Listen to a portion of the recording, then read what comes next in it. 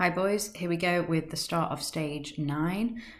So if you go to the online textbook, click on navigation, go down to stage 9, and then we're just hitting the first page, so page 113. So we are now in the Thermae, which is the Roman baths. So we're going to see what goes on here. We've moved from the amphitheatre now. So if you turn over the page to page 114, we have a load of sentences and a bit of a comic strip here. So we're going to look and see what is going on. You don't need to write anything down, just follow along and pay attention, particularly to the Latin, obviously. Okay, so if we zoom in here to the first little comic box, number 1 tells us Quintus ad thermas venit. Perhaps the first thing you notice here is that there are an awful lot of people with no clothes on. This is because if you went to the baths in Pompeii or in Rome or wherever, you did take your clothes off because it was essentially like going to have a bath but in public. And here we're told that Quintus came to the baths. Quintus ad thermas venit. So there he is turning up. Number 2, Quintus servo pecuniam dedit.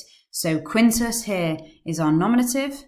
Pecuniam ends in an M because it's our accusative. So Quintus dedit means gave. So Quintus gave money because Quintus is doing the action and the money is the thing being given.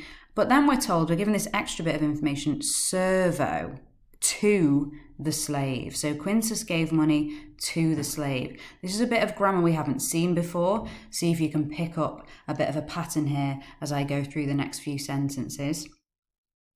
So number 3, amici, look at that ending there. That I tells us that it's plural. So the friends, salutaverunt, greeted. That ending verunt tells us that it's the perfect tense. So that's why we know we're translating it as greeted. So the friends greeted. Quintum is our accusative because he's the one who's being greeted. So the friends greeted Quintus. Laete just means happily.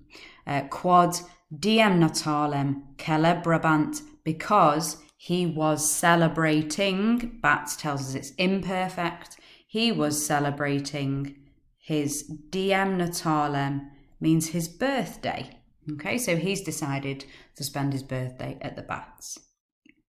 Number 4, Quintus ferebat, another imperfect, was carrying a discum novum, a new discus. Quintus amicis discum ostendit. Quintus showed, this one is the perfect tense, the discus, which is in the accusative, to his friends. So again, just like up here, we had to the slave. Down here, we have to his friends. Okay, Quintus showed a discus to his friends. So he's obviously got this discus for his birthday and he's showing it off to his mates at the baths. Number 5, postquam Quintus discum emisit, discus statuam percussit.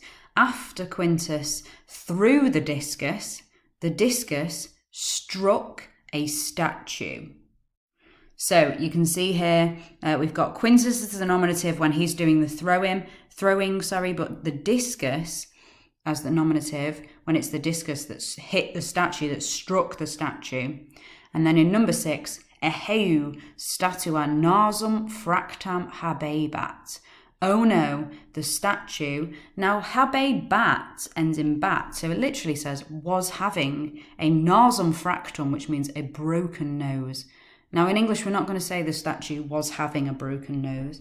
So in this situation, we can change that a little bit. The statue had a broken nose. This word fractum is where we get words like fracture from. If you have a fracture, it means that you've broken something.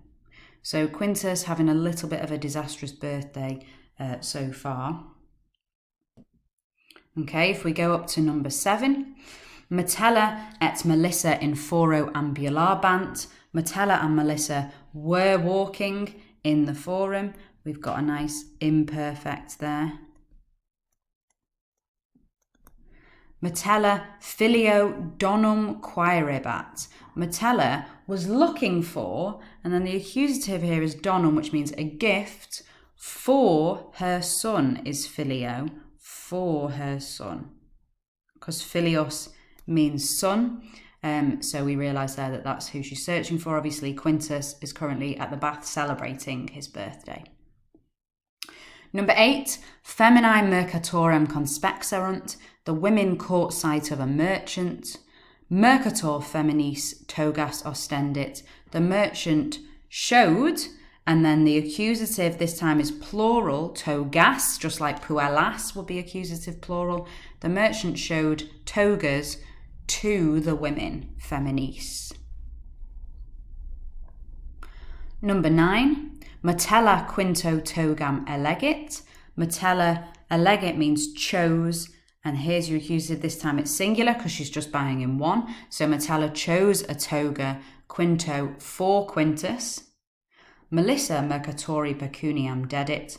Melissa gave money to the merchant. So you notice in number 7 up here we had for her son. Here we had to the women. Down here we've got for Quintus and then to the merchant. So there's a little bit of a pattern going on here with to and for. Number 10, Grumio cenam optimam in collina parabat. Grumio was preparing an excellent dinner in the kitchen. Coccus quinto cenam parabat, quod diem natalem celebrabat. The cook was preparing a dinner for Quintus because he was celebrating his diem natalem, his birthday. 11, multi hospites cum quinto cenabant. Many guests were dining with Quintus. Clemens hospitibus vinum offerabat. Clemens was offering wine, hospitibus, to the guests. And then number 12, Ancilla triclinium intravit. The slave girl entered the dining room. Quintus ancillae signum dedit.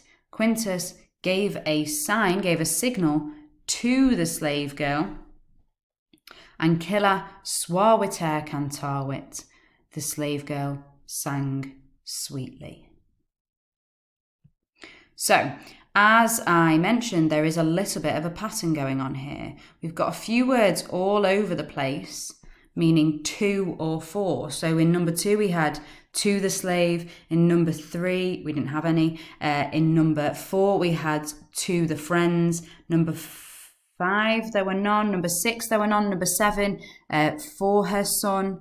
Number 8, to the women. Number 9, for Quintus and also to the merchant. Number 10, for Quintus. Number 11, to the guests. And number 12, to the slave girl.